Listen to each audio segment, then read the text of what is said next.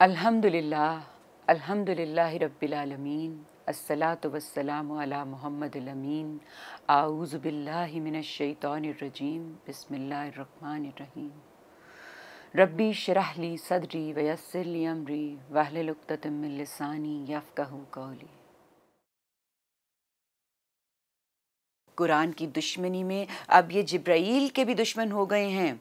इनसे कह दो जो लोग जिब्राईल के दुश्मन हैं वो दर हकीकत अल्लाह के दुश्मन हैं, इसलिए कि उसने तो ए पैगंबर इसे अल्लाह के इज़्न से ही तुम्हारे कल्ब पर नाजिल किया है। उन पेशगोइयों की तस्दीक में जो इससे पहले मौजूद हैं और उन लोगों की हिदायत और बशारत के तौर पर जो ईमान वाले हैं। इन्हें मालूम होना चाहिए कि जो अल्लाह और उसके फरिश्तों और उसके रसूलों और जिब्राईल और मीकाईल के दुश्मन हैं, तो अल्लाह भी ऐसे काफरों का दुश्मन है।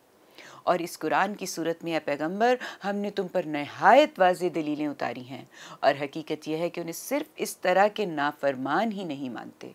क्या यही होता रहेगा कि ये जब कोई अहद बांधेंगे इनमें से एक गिरोह उसे उठाकर फेंक देगा? बल्कि हक ये है कि इनमें से अक्सर तो ईमान ही नहीं रखते। और अब ये भी हुआ है कि जब अल्लाह की तरफ से एक पैगंबर उन पेशगोइयों के मुताबिक इनके पास आ गया है जो उनके यहाँ मौजूद हैं, तो ये लोग जिन्हें ये किताब दी गई है, इनमें से एक गिरोह ने अल्लाह की इस किताब को इस तरह अपनी पीठ के पीछे फेंक दिया गोया वो उसे जानते ही नहीं, और पैगंबर को ज़रर पहुँचाने लगे। इस चीज़ के पीछे लग गए जो सुलेमान की बादशाही के नाम पर शयातीन पढ़ते पढ़ाते हैं। ये उसे सुलेमान की तरफ मंसूब करते हैं। तरह हालांकि सुलेमान ने कभी कुफ्र नहीं किया, बल्कि शैतानों ने कुफ्र किया। वो लोगों को जादू सिखाते थे और उस चीज़ के पीछे लग गए जो बाबल में दो फरिश्तों हारूत और मारूत पर उतारी गई थी। तरह हालांकि वो दोनों उस वक्त तक किसी को कुछ नहीं सिखाते थे जब तक वो बता ना देते कि हम तुम्हारी आजमाइश हैं, इसलिए तुम इस कुफ्र में ना पड़ो। फिर भी ये उससे वो इल्म सीखते थे जिससे मियाँ बीवी में जुदाई डाल दें, और हकीकत ये थी कि अल्लाह की इजाज़त के बगैर ये उससे किसी का कुछ भी बिगाड़ ना सकते थे। ये इस बात से वाकिफ़ थे और इसके बावजूद वो चीज़ें सिखाते थे जो उन्हें कोई नफ़ा नहीं देती थीं बल्कि नुकसान पहुंचाती थीं। तरह हालांकि ये जानते थे जो इन चीज़ों का ख़रीदार है उसके लिए फिर आखिरत में कोई हिस्सा नहीं है। क्या ही बुरी है वो चीज़ जिसके बदले में उन्होंने अपनी जानें बेच दी। ऐ काश ये जानते, और अगर ये ईमान और तकवा इख्तियार करते तो अल्लाह के यहाँ जो सिला इन्हें मिलता वो उनके लिए कहीं बेहतर था। ऐ काश ये समझते। बिस्मिल्लाहिर्रहमानिर्रहीम। नाज़रीन, आगे यहूद की इस कुरान दुश्मनी की मज़ीद तफसील करते हुए ये बयान फरमाया कि यहूद इस दुश्मनी में अल्लाह और उसके मलाइका, उसके अंबिया और जिब्राईल और मीकाईल सब के दुश्मन बन गए हैं, और इस तरह उन्होंने खुदा को अपना दुश्मन बना लिया है।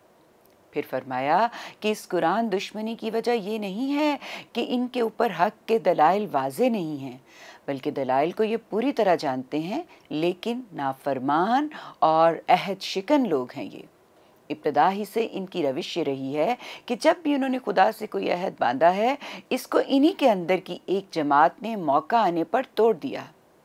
चुनाचे खुदा के आखिरी रसूल के बारे में भी उन्होंने यही रविश इख्तियार की। ये तौरात की पेशीन गोइयों के ऐन मुताबिक आए हैं, लेकिन यहूद ने तौरात पर ईमान लाने के मदई होते हुए महज ज़िद में आकर इस तरह किताब इलाही को पीठ पीछे फेंका है गोया इससे कभी आशना ही नहीं थे।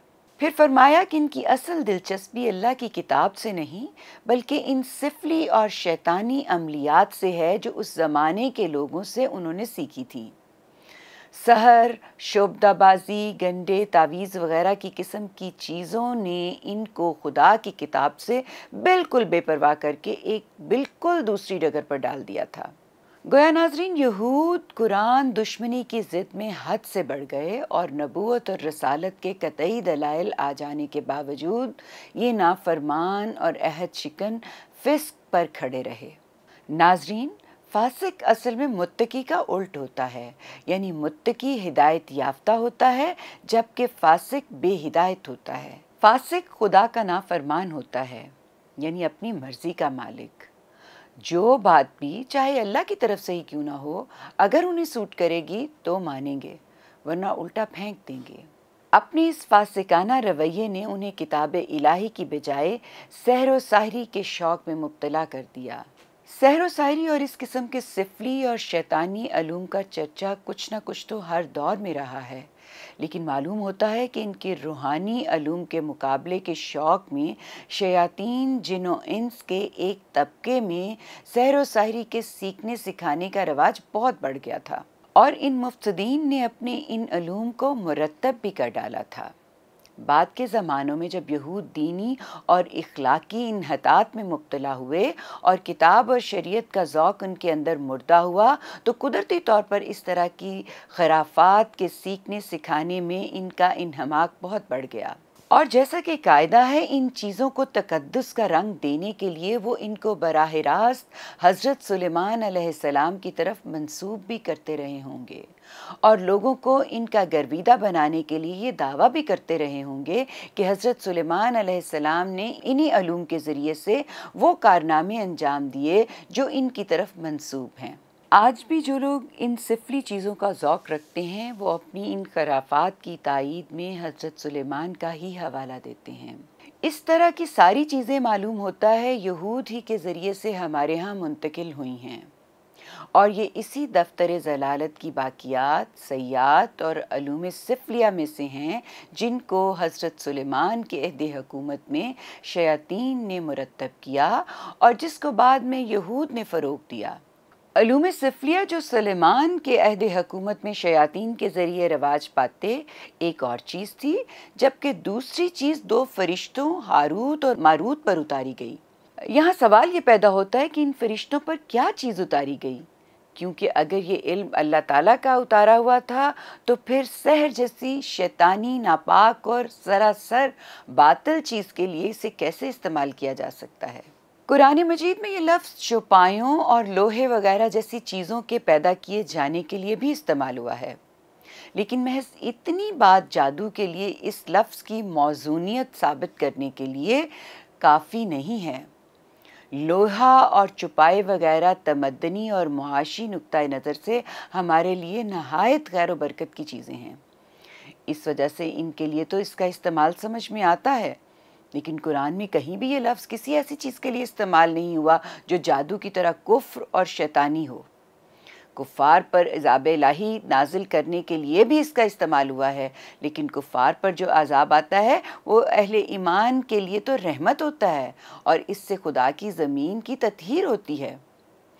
ہمیں اس حقیقت سے انکار نہیں ہے کہ خیر ہو یا شر، دنیا میں جو چیز بھی پائی جاتی ہے خدا کی مشیت ہی کے تحت پائی جاتی ہے، لیکن خدا کی مشیت کے تحت کسی باطل کو مہلت ملنا اور چیز ہے، اور سحر جیسے شیطانی علم کا دو فرشتوں پر اتارا جانا بالکل ڈیفرنٹ چیز ہے۔ الفاظ قرآن سے واضح ہے کہ اسے دو فرشتوں پر اتارا گیا تھا، اور یہ فرشتے لوگوں کو اس علم کی تعلیم بھی دیتے تھے۔ فرشتوں کے متعلق یہ بات بھی مسلم ہے کہ شرک و کفر ہر علائش سے ان کے دامن پاک ہوتے ہیں۔ ان کے مزاج اللہ تعالیٰ نے ایسے بنائے ہیں کہ اس طرح کی کوئی گندگی ان کو کبھی چھو بھی نہیں سکتی۔ فرشتے ہمیشہ اس دنیا میں اللہ کی طرف سے حق اور عدل کے قیام اور خیر و فلاح کی دعوت اور تعلیم کا ذریعہ بنتے ہیں، اور یہی چیزیں ان کے شایان شان بھی ہیں۔ اس وجہ سے جادو کے علم کا ان پر اترنا اور ان کی اشاعت کرنا اگرچہ کتنی ہی احتیاط کے ساتھ کیوں نہ ہو، عقل سے بعید بات لگتی ہے۔ اگر فرشتے اس طرح کے کام کرنے لگ جائیں تو پھر شیطان کے لیے کیا باقی رہ جائے گا؟ فرشتوں نے اپنے اس علم کے لیے جو الفاظ استعمال کیے ہیں اس کا بیان کچھ یوں ہے کہ ان کا علم شیاطین کے سحر سے کچھ مختلف خصوصیات رکھتا ہے۔ شیاطین کا علم تو جیسا کہ قرآن مجید نے خود وضاحت کر دی ہے یکسر کفر تھا، لیکن فرشتوں نے اپنے علم کے لیے اس کے لیے فتنے کا لفظ استعمال کیا ہے۔ فتنہ کے معنی امتحان اور آزمائش کے ہیں۔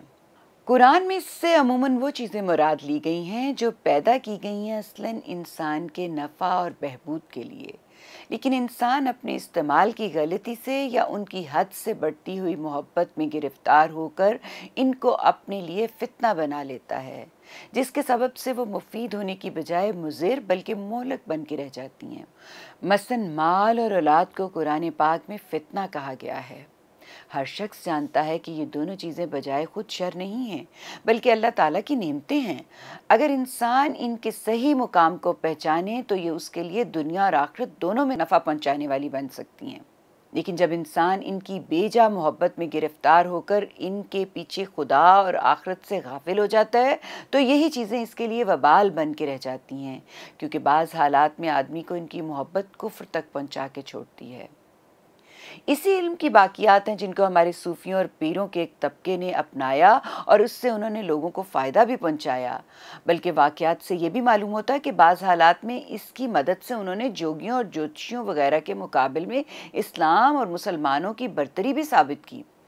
لیکن اخلاقی زوال کے بعد جس طرح یہود کے ہاں یہ علم علوم سفلیہ کا ایک ضمیمہ اور دکانداری کا ایک ذریعہ بن کے رہ گیا اور حق سے زیادہ اس میں باطل کے اجزاء شامل ہو گئے، جس کے سبب سے لوگوں پر اس کے اثرات بھی وہی پڑے جو قرآن نے بیان فرمائے ہیں۔ ناظرین، یہاں چند باتوں کی مزید وضاحت کی ضرورت ہے۔ ایک یہ کہ بسا اوقات ایک گمراہی یا بدعقیدگی بظاہر معمولی نظر آتی ہے، لیکن وہ اپنے اندر اتنی گمراہیاں اور بدعقیدگیاں چھپائے ہوتی ہے کہ اس سے آدمی کے سارے دین ایمان کی جڑ اکھڑ کے رہ جاتی ہے۔ یہود قرآن کی مخالفت کے جوش میں حضرت جبرائیل امین کے بھی مخالف بن گئے اور اس چیز کو انہوں نے ایک معمولی بات سمجھا۔ قرآن نے جب اس کے مضمرات واضح کیے تو معلوم ہوا کہ جبرائیل علیہ السلام کی مخالفت تنہا جبرائیل کی مخالفت نہیں تھی، بلکہ یہ مخالفت خود اللہ تعالیٰ کی مخالفت ہے۔ پھر ساتھ ہی ساتھ اس مخالفت کے ایک اور لازمی نتیجہ بھی واضح فرمایا جس کے نتائج اس سے بھی زیادہ سنگین ہیں، اور وہ یہ کہ جو لوگ ایسے کٹر کافر ہیں کہ اللہ، ملائکہ اور انبیاء سب کے دشمن ہیں، اللہ ان کا کس طرح دوست ہو سکتا ہے؟ اس وجہ سے لازماً ایسے کافروں کا اللہ بھی دشمن ہے۔ غور کیجئے کہ بات کہاں جا پہنچتی ہے۔ دوسری بات جو اس میں بیان ہوئی ہے وہ یہ ہے کہ اللہ تعالیٰ، اس کے ملائکہ اور اس کے نبیوں اور اس کے رسولوں میں کسی قسم کی تفریق نہیں ہو سکتی، ان میں سے کسی ایک کی بھی تکذیب بھی نہیں ہو سکتی اور کسی ایک کی بھی دشمنی بھی نہیں ہو سکتی۔ اس وجہ سے مسلمانوں کا عقیدہ یہ بتایا گیا ہے کہ اس کے رسولوں کے درمیان ہم کسی قسم کی تفریق نہیں کرتے۔ اور اگر ہم مزید غور کریں تو معلوم ہوگا کہ اسی اصول پر وہ حدیث بھی مبنی ہے جس میں اللہ تعالیٰ کی طرف سے نبی صلی اللہ علیہ وآلہ وسلم نے خبر دی کہ جس نے میرے کسی دوست کے ساتھ دشمنی کی تو اس نے خود مجھے اعلان جنگ دیا۔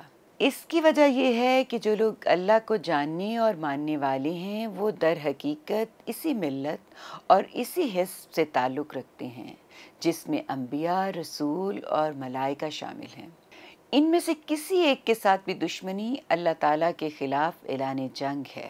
تیسری بات یہ ہے کہ جس طرح سحر، شعبدہ، نجوم، فال اور کہانت وغیرہ کی قسم کی چیزیں خدا اور اس کی شریعت سے انسان کو برگشتہ کرنے والی ہیں، اسی طرح اشیاء، کلمات کے روحانی خواص یعنی گنڈے، تویز اور جھاڑ پھونک کا علم بھی انسان کے لیے ایک فتنہ اور کتاب اور شریعت سے منحرف کرنے والا ہے۔ کتاب اللہ کے ساتھ مضبوط اور مستحکم رابطہ پیدا کرنے کے لیے صحیح راہ یہی ہے کہ آدمی نہ صرف سحر و ساحری سے دور رہے بلکہ اس دوسری قسم کی چیزوں سے بھی حد الوسع احتراز ہی کرے۔ انسان جب عملیات وغیرہ کے چکر میں پھنس جاتا ہے تو اس فتنہ میں لازماً گرفتار ہو جاتا ہے جس سے ہاروت اور ماروت نے متنبع کیا تھا، اور پھر ان تمام مفاسد کا ظہور میں آنا لازمی ہے جو یہود کے ہاتھوں ظہور میں آئے اور جن کے سبب سے وہ کتاب اللہ کی روشنی سے محروم ہوئے۔ وآخر دعوانا الحمد للہ رب العالمین۔